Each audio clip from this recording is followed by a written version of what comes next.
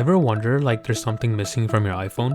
Whether you've hidden an app and you want to keep it private, or you're worried someone else is hiding something on theirs?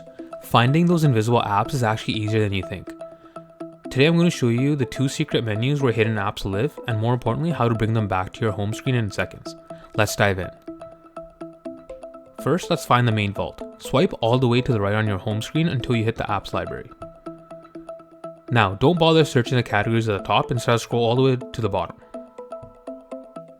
See that folder labeled hidden with the eye icon? That's it. To open it, your iPhone is going to demand Face ID, Touch ID, or your passcode.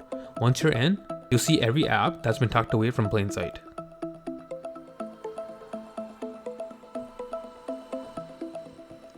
Now, if you want to move an app back to your normal home screen, just tap it, long press the app icon, and select Don't Require Face ID. After one quick verification, the app will jump out of the shadows and reappear right back in your app library or on your home screen. Simple as that.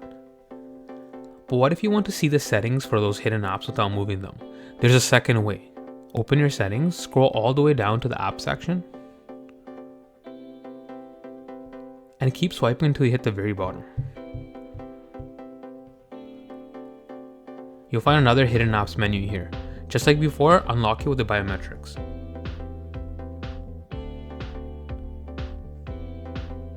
This is a great way to manage app permissions for your private apps without actually unhiding them from your home screen. And that is how you track down and restore hidden apps on iOS. If this helped you find what you were looking for, smash that like button, hit subscribe for more iPhone tips that actually save you time. Ever wonder how to change the clock widget on an iPhone lock screen? Watch this video now.